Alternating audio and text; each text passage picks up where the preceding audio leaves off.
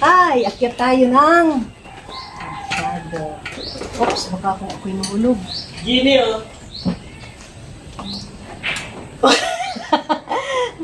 What? Hindi ko ba? Teka muna, ang hirap nitong ano yun.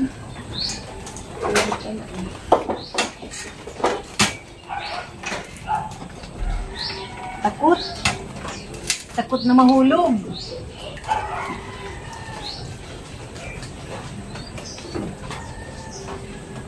Yep. Mami! Oh, Hulog ka dyan! Mataba ka! bayaan mo na. Si Tito na lang! Ha? Si Tito Ginny na lang! Tito? Si Tita Ginny! Oo, sandali lang. Si Tito na lang akit ang taba-taba ko! Hi! Anong kukunin natin?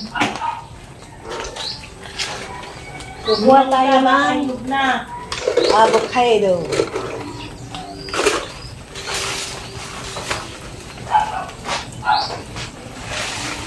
Ay, ganyan na lang. Madami?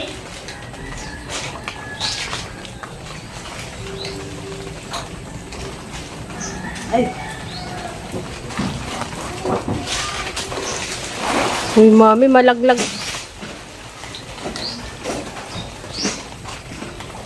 Nag-send ka na?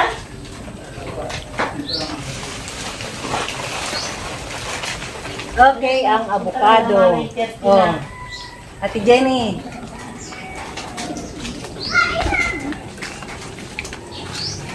Sige. Yuhu! Step. Step na, step na. Naguno. Good morning po. Naguno po ako ngayon ng mga avocado. Ayan, dami kong naguno. Oh, alam mo po yung naguno, nanguha.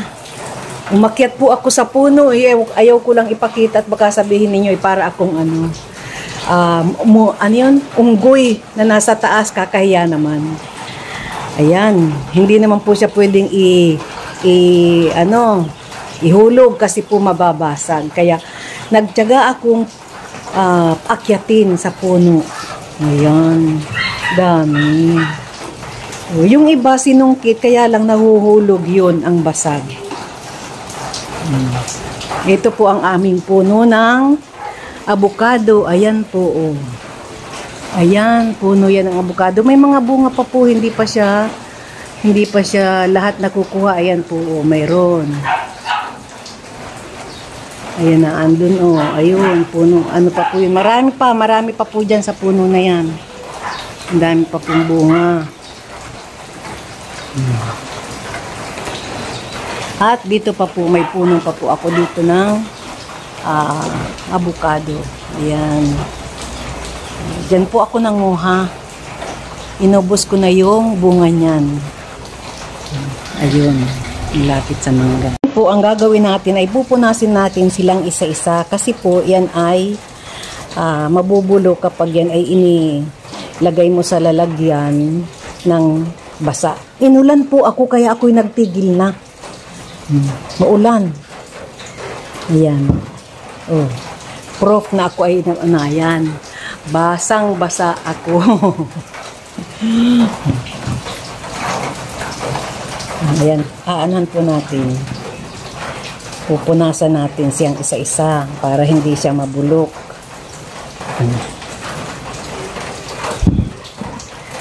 At saka natin ilalagay sa taguan. Ilalagay ko lang po ito ay sa bigasan. At sa bigasan po, malakas nang magpahinog yun. Yung init po ng rice o ng bigas, yun po ang nakakapagpahinog dito.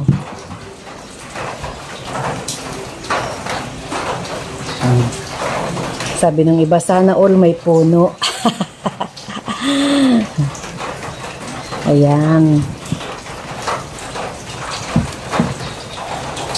Ako lang po yung nagtatanim sa loob ng bakuran. Kaya dito naman, walang araw na hindi ako nagwawalis kasi maraming dahon na nanghuhulog. Plus, yung mga manok pa namin na sobrang nag-iipot. Ay, naku. Kaya minsan, Pinamimigay ko na. Dun sa kapatid ko, nagbigay ako ng 7. 7 piraso na na manok. At ang dami na, mahigit ng 30. Akala nung iba, nagbibiro lang ako na mahigit ng 30. Totoo po yun. Dito lamang po yan, na ito lang, nasa po kami, hindi naman po sa syudad na mabuti, pero city, halos capital ng Camarines Norte.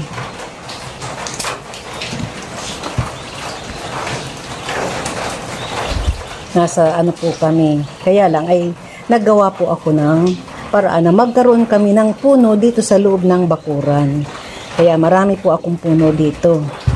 May avocado, may mangga, 2 mangga ko po, ibang variety yung isa naman ay iba rin. May kinalabaw ako at saka may, hindi ko alam kung yun ay anong tawag dito? Anong tawag doon? Apple mango. Pero hindi siya apple mango kasi ang apple mango napula. Ay itong sa amin na mangga, hindi po siya napula pero masarap siya. Hindi na siya nagkukulay dilaw para makita mo na hinog siya. Kulay green pa rin siya. Marami na po ako dinong nabigyan. Ito siguro hindi namin ito mauubos at ginuno ko na lahat yung nasa isang puno. Pero dito sa isang puno hindi pa ako hindi ko pa binabawasan kasi medyo maliliit-liit pa kaysa dito. Nauna po itong naunang bunga kaysa dun sa isa.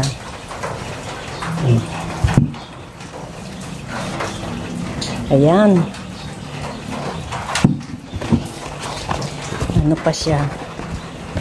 Ang hirap iniisa-isa po para siya, matuyo. Kasi nga, inabot ako ng ulan sa pagguguno o sa pagkuha sa itaas ng avocado. Mahirap mangakyat. Pero pinilit na makakuha. Kasi nanguhulog na siya. May kinainan na nga ng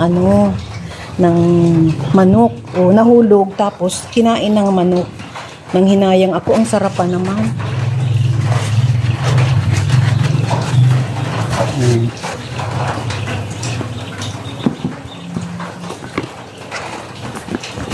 Nahihinog na po siya. Mahinog na po akong nakuha kanina. Kaya ako nangakyat na kasi dahil dun sa nakuha ko sa ibaba na na siya, hinog na. Papakita ko sa inyo mamaya. Okay. Ganyan siya pag nahihinog. Kinain na siya ng manok. Kaya ito, mga madali po siyang mahinog. Mga 3 araw siya, hinog na rin. Kasi medyo medyo malambot na yung iba. Talagang pagkuha ko, madali na siyang napipitas. Kaya nawawala na sa tulad nito. Wala nang tangkay kasi nga madali na siyang mahinog. Ayan.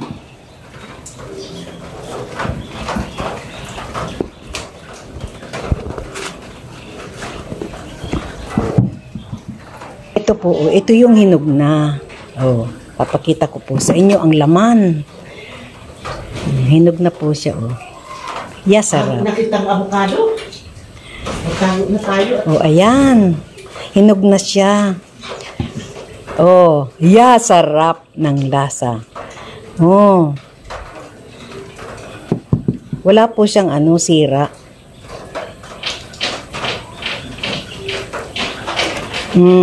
Ay, kaganda. Ayan, kain po tayo. Paghahati-hatian na namin ito. Wala na, hindi na nito kailangan ng asukal. Mama Ila, para sa iyo. Jenny, kuha na dito. Pakita ko po sa inyo kung paano masarap kainin ang avocadong ito. Ay, hindi ko maano. Minsan ay ito. Yan, naaano ng hindi ko na maabalatan ng kamay lang. Ginaganyan ko lang po yan dahil tikal ang balat niya. Kaya lamang sa ngayon, hindi ko mabalatan ng ano. Napanipis na po yung ano, sobrang hinugnak siya kasi. Ano po siya, tikal ang balat. Kaya lang hindi ko mabalatan ng, dati po naaano ko yan, nababalatan ng mula sa simula hanggang katapusan, ano siya, hindi dikit ang balat. Ay ngayon ay parang dikit.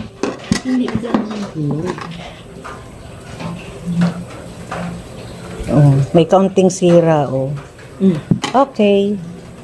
Ayan po ang masarap na avocado.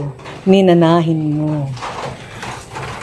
Yan, Naya, nagkakain. Sarap. Si Jenny, kain din ng avocado. Ang sarap po. Sarap.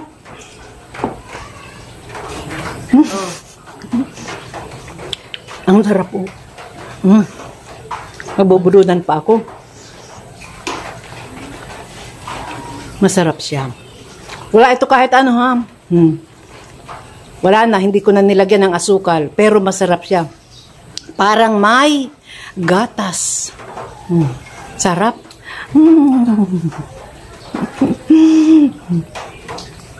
Sarap.